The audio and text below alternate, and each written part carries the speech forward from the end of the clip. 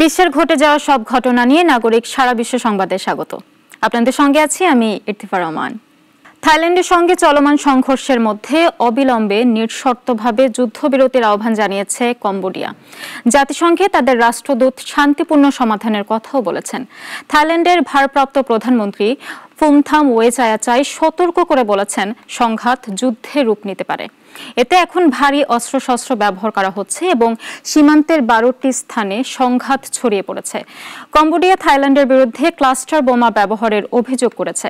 এদিকে মালয়েশিয়া ও যুক্তরাষ্ট্র শান্তির আহ্বান জানিয়েছেন, তবে তৃতীয় পক্ষের মধ্যস্থতা প্রত্যাখ্যান করেছে থাইল্যান্ড ও কম্বোডিয়ার সীমান্তে 2 দিন ধরে চলা সংঘর্ষে অন্তত 32 জন নিহত এবং 10,000-এর বেশি মানুষ গৃহহীন হয়েছে।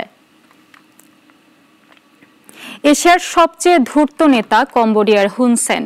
সম্প্রতি তিনি থাই প্রধানমন্ত্রী পেতংটন সিনাওয়াত্রার সঙ্গে একটি ফোন আলাপ ফাঁস করেন। তারপরই দেশটিতে রাজনৈতিক অস্থিরতা দেখা দেয়। প্রধানমন্ত্রিত্ব হারান থাকসিনের মেয়ে পেতংটন।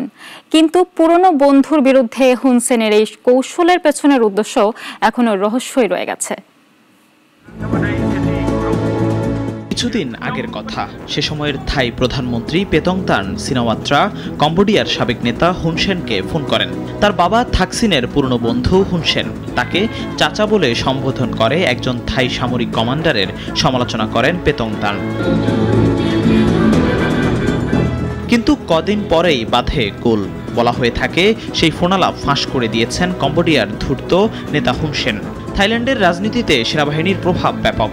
ফলাফল, থাইল্যান্ডে ব্যাপক ক্ষোভ ছড়ায়। পেতংটানকে প্রধানমন্ত্রী পদ থেকে সাময়িকভাবে বরখাস্ত করা হয়েছে।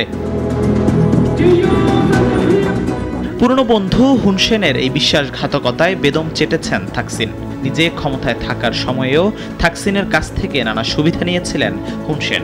থাই জনগণ অভিযোগ করেছিল দেশের স্বার্থ বিকিয়ে কম্বোডিয়ার স্বার্থ দেখতেন থাকসিন। কম্বোডিয়ায় ক্যাসিনো ব্যবসা বৈধ, থাইল্যান্ডে নয়। কম্বোডিয়ার জুয়ার ব্যবসায়ীদের নিজ দেশে নানা সুযোগ করে দিচ্ছিলেন থাকসিন।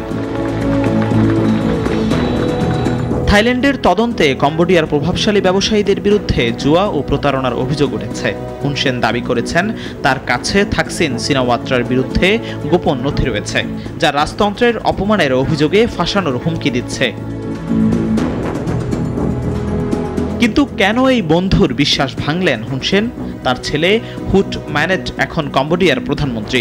বিশ্লেষকদের মতে হুন সেন এই সংঘাতকে জাতীয়তাবাদী উত্তেজনা জাগিয়ে তার ছেলে প্রধানমন্ত্রী হুন ম্যানেটের ক্ষমতা মজবুত করতে ব্যবহার করছেন। সংঘাত ছড়িয়ে পড়ার পরেই থাইল্যান্ড কম্বোডিয়ার রাষ্ট্রদূতকে বহিষ্কার করেছে এবং নিজের দূত প্রত্যাহার করেছে।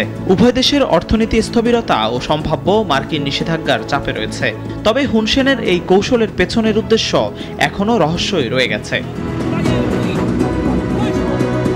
জিহাদুল ইসলাম, নাগরিক। ইসরায়েলি বিমান বাহিনীর গোলাবর্ষণে ফিলিস্তিনের গাজার উপত্যকায় নিহত হয়েছে অন্তত 89 জন এবং আহত হয়েছেন আরও অন্তত 467 জন। গাজায় মোট নিহতের সংখ্যা পৌঁছেছে 59,676 জনে।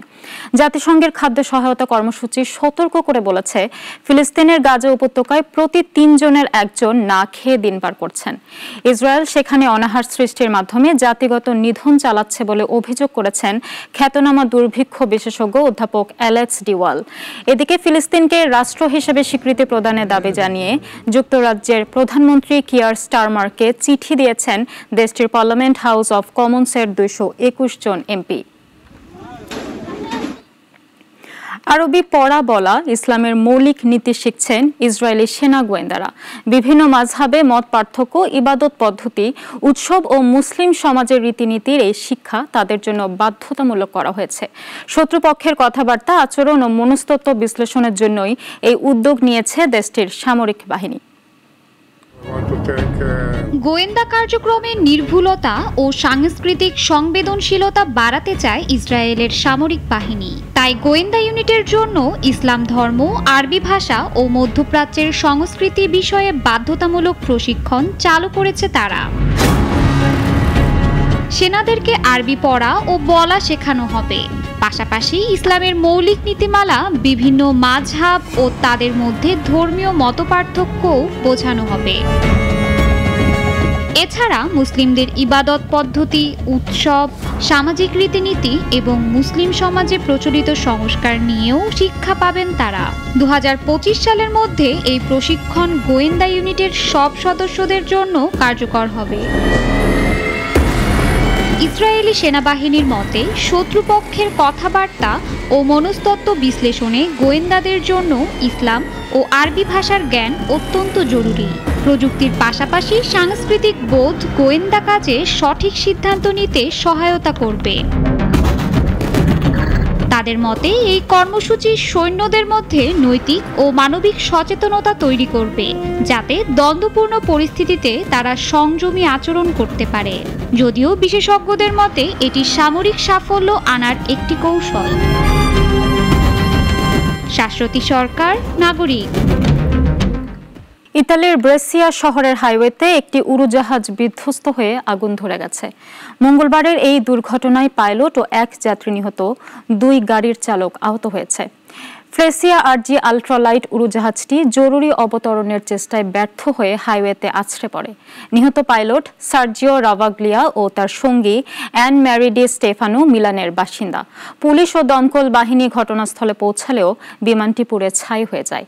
তদন্ত শুরু হয়েছে ব্রেসিয়ার প্রসিকিউটর দপ্তর।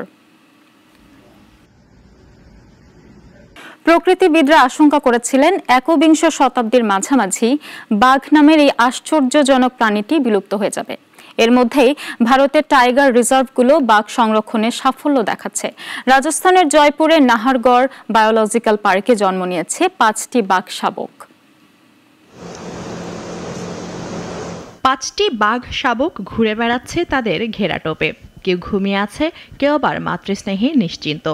ভারতের নাহারগড় বায়োলজিক্যাল পার্কে বাঘিনী রানীর কোল জুড়ে এসেছে নতুন প্রাণ। इसी वर्ष 27 अप्रैल को भी हमारे यहाँ जो टाइग्रेस रानी है उसने 5 शावकों को जन्म दिया है। तो इस तरह से जो नाहरगढ़ बायोलॉजिकल पार्क का जो टाइगर कंजर्वेशन और ब्रीडिंग में काफी अमूल्य योगदान है। এখনো পার্ক কর্তৃপক্ষ শাবকদের জনসাধারণের সামনে আনেনি, তবে কয়েকদিনের মধ্যেই তাদের আনুষ্ঠানিক প্রদর্শন শুরু হবে বলে জানানো হয়েছে।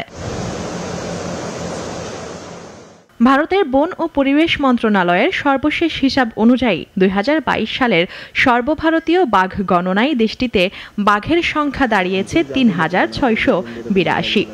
প্রতি বছর প্রায় 6% হারে বাড়ছে বাঘের সংখ্যা। একসময় ভারতে 40,000 বাঘ থাকলেও শিকার ও বনভূমি হারিয়ে তারা প্রায় বিলুপ্তির মুখে পৌঁছেছিল। এখন আবার ফিরছে সেই দিন, ফিরছে জঙ্গলের রাজা। মুনিয়া জ্যোতি, নাগরিক। কুয়েত দূতাবাসে সেবাগ্রহীতাদের কাছ থেকে অতিরিক্ত অর্থ আদায়ের দায়ে আবু হোসেন মারফুল্লাহ নামের এক বাংলাদেশকে ফেরত পাঠিয়েছে বাংলাদেশ দূতাবাস। দূতাবাসের এক বিজ্ঞপ্তিতে কাউন্সিলর ও দূতালয় প্রধান এই তথ্য নিশ্চিত করেছেন। বিজ্ঞপ্তিতে বলা হয়, দীর্ঘদিন ধরে আবু দূতাবাসে আসা সেবাগ্রহীতাদের কাজ দ্রুত করে দেওয়ার প্রলোভন দেখিয়ে অবৈধভাবে অর্থ আদায় করতেন। স্থানীয় আইনশৃঙ্খলা বাহিনীর তদন্তে দোষী সাব্যস্ত হওয়ার পর আইনি প্রক্রিয়া শেষে 12 জুলাই তাকে কুয়েত থেকে স্থায়ীভাবে দেশে ফেরত পাঠানো হয়।